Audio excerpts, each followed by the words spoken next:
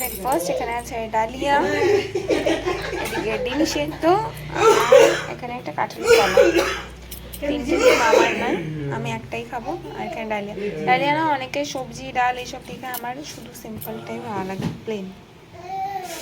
এই হলো ব্রেকফাস্ট। চলো, good morning everyone, welcome back to my channel. কেমন আছো সবাই? আই হোপ সবাই খুব ভালো আছো। স্নান করে চলে এসেছি এখন ছাদে। এখন ফুল তুলে নিচে নিয়ে যাবো, তারপর পুজো করে তারপর তোমাদের সাথে দেখা হচ্ছে। আমি ছাদে গেছিলাম ফুল তুলতে, কারণ প্রত্যেক দিন ছাদ থেকেই ফুল এনে ঠাকুরকে দিই।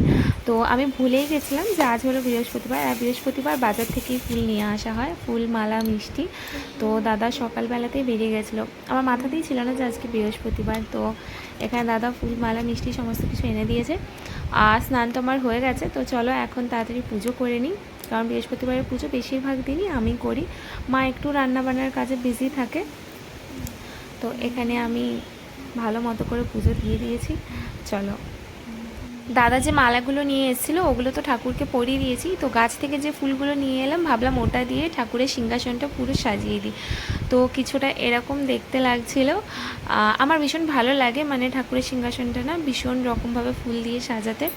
মনে হয় যে শুধু নিজের একা না, ঠাকুরকেও একটু সাজাই। বাগান থেকে তুলে আনা একদম টাটকা কুমড়ো শাক, এই যে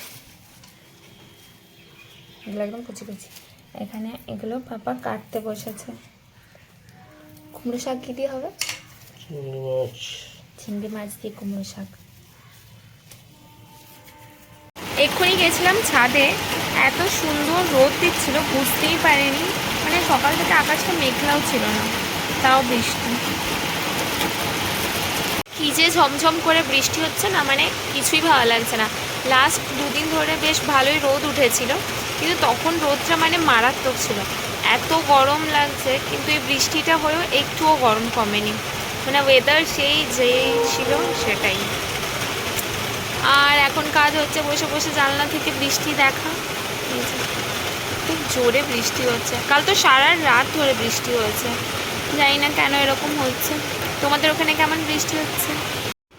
বাইরের যা ওয়েদার দেখে বলো তো এর সাথে সব থেকে ভালো কোন খাবারটা যায়? জানি সবাই বলবে খিচুড়ি।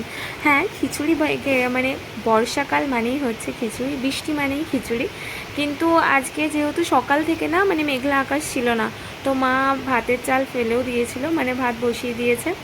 তো এই জন্য খিচুড়ি তো হবে না, কিন্তু এই ওয়েদারে আরেকটা জিনিস সব থেকে ভালো যায়, সেটা হচ্ছে গরম গরম পেঁয়াজি। মানে এই ভাজাভুজি জিনিসগুলো খেতে না বর্ষাকালে একটু বেশিই ভালো লাগে।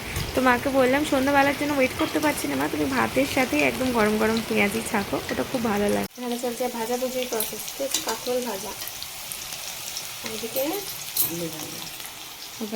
আলু ভাজা। সর্বজনীন প্রিয় একটা খাবার, সেটা হচ্ছে আলু ভাজা। সবজি মোটামুটি তাও একজনের একটা পছন্দ, একজনের অন্যটা অপছন্দ। আলু ভাজা ঘরে সবাই খুব পছন্দ।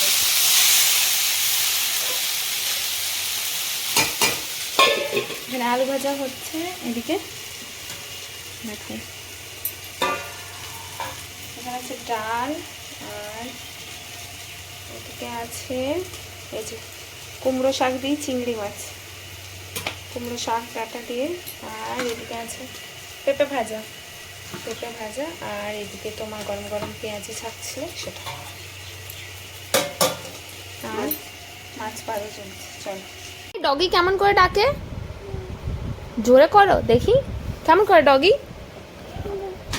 ভু ভু। আর ক্যাট কেমন করে? মিয়াও। জোরে বলো তো মিয়াও। ডগি কেমন করে পাপা? আর আউল কোথায়? কোথায়? আর তোমার নাম কি? নাম নাম নাম বলো তো। আরু ডাকো তো, আরুকে বলো নাম। আরু, আরু, নাম নাম বলো। আরুকে ডাকো, আরুকে ডাকো তো শোনাই, শোনাই আরুকে ডাকো। আরুকে ডাকবে একটু, আরুকে ডাকো। আরু কাম কাম কাম কাম, আরু কাম কাম কাম কাম, আরু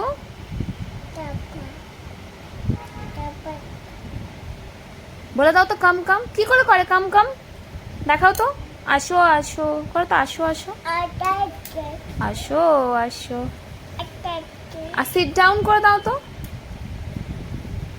সিট ডাউন সিট ডাউন বসো বসো এখন একটু ভালো লাগছে বাবা সেটা একটু ঠিক লাগছে চলো একটু ঘুরে আসবো আমরা হ্যাঁ চলো বাবুকে বিকেলবেলা একটু হাঁটিয়ে নিয়ে চলে এসেছি আর এখানে এসছে আমার একটা পার্সেল চলো এটা নিয়ে এবার একটু ওপরে যাই মা এখানে এসেছিল সয়াবিন আলু তরকারি রান্না করার জন্য তো আমার হুট করে মনে হলো যে না একটুখানি সয়াবিন তরকারি খাবো না তো সয়া চিলি বানাবো তো যেমন ভাবনা তেমন কাজ সব কিছু কাটাকুটি করে এখন বসে পড়েছি রান্না করতে চলো ভাবলাম তোমাদের সাথেও রেসিপিটা চালু করে এখানে আমি সয়াবিনটা থেকে সমস্ত জল একদম নিংড়ে বের করে নিয়েছি আর তারপর এর মধ্যে দিয়েছি একটুখানি সামান্য মতো নুন পরিমাণ মতো লঙ্কার গুঁড়ো আর দিয়ে দিচ্ছি কর্নফ্লাওয়ার এটা এবার ভালো মতো মেখে নেব এদিকে কড়াইতে তেলও বসিয়ে দিয়েছি চলো এবার তাড়াতাড়ি সয়াবিন গুলো ছেঁকে নিই এখানে তারপর তোমাদের সাথে ফুল ডিটেলসে রেসিপি শেয়ার করব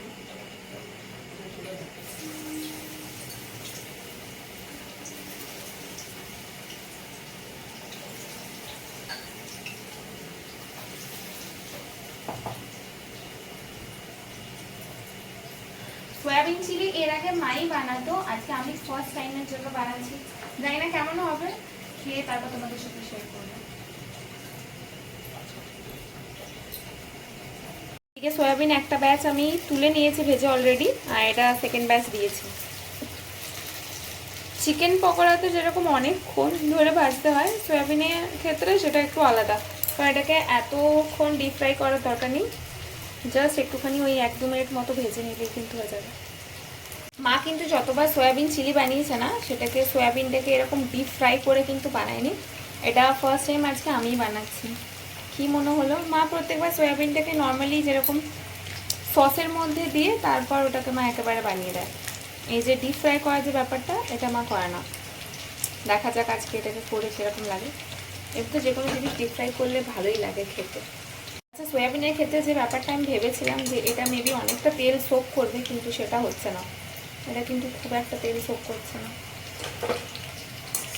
চলো এগুলো তাড়াতাড়ি তুলে নিই এটা মোটামুটি ফ্রাই হয়ে গেছে সমস্ত কিছু আমি কেটে রেখেছি কিন্তু ক্যাপসিকামটা আমার এখনও অবধি কাটা হয়নি ওটা আমি মানে ভুলেই গেছি বাবুকে জাস্ট ঘুম পাড়িয়েছি ও এত তাড়াতাড়ি তো ঘুমায় না আজকে জানি না কী করে শুয়ে পড়েছে তো ঘুমাতে ঘুমাতেই ভালো রান্নাটা হয়েও যাবে এত তেল তো আমাদের এটা সয়াবিন চিলিতে লাগবে না এখানে তেলটা তুলে নেব সামান্য একটুখানি তেল দেবো কারণ অলরেডি ওটা ভাজার সময় যা তেল খাওয়ার খেলে এরকম একদম কম তেলে বানাবে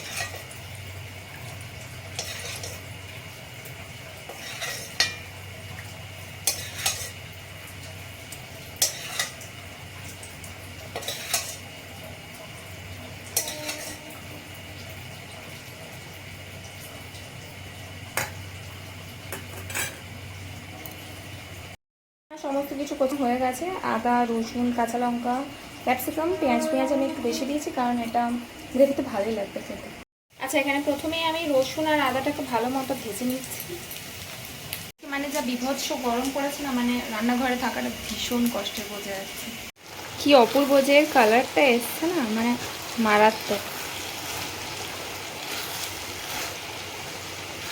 দারুণ এসছে চলো এটাকে গরম গরম ড্রাই সার্ভ করবো খুব একটা গ্রেভি আমি রাখছি না এটা ফাইনালি আমার রান্না বান্না কমপ্লিট হয়ে গেছে এই যে সোয়া চিলি একদম গরম গরম চলো এবার সবাইকে খাওয়াই আর তারপর তোমাদের সাথে শেয়ার করবো যে সবাইকে কেমন লাগলো আমার রান্না করা কমপ্লিট হয়ে গেছে তো ভাবলাম বাবুকে খাইয়ে দিই তো এখানে ও তো খুব তাড়াতাড়ি খেতে চায় না ও মায়ের কাছে খায় তো এখানে ওকে আমি একটা গল্প শোনাচ্ছিলাম মাঙ্কি যার কারণে ওর মুখে এত একটা স্মাইল দেখতে পাচ্ছ তো ভাবলাম একটুখানি এটাকে রেকর্ড করে রাখি কারণ আমি ক্যামেরা অন করলেই ও আর স্মাইল করে না তো এই জন্য ওকে আমি মাঙ্কির গল্প শোনাচ্ছিলাম যাই হোক, সয়া চিলিটা না তোমরা অবশ্যই বাড়িতে একবার ট্রাই করো, কারণ পাপা একটুখানি খেয়ে বললো খুব ভালো হয়েছে খেতে। চলো আজকের মতো ভিডিওটা এখানেই এন্ড করছি। আই হোপ তোমাদের ভালো লেগেছে। ভালো লেগে থাকলে একটা লাইক আর সাবস্ক্রাইব করে দিও। দেখা হবে আবার খুব তাড়াতাড়ি তোমাদের সাথে নেক্সট ব্লগে। এখন আসি, টাটা।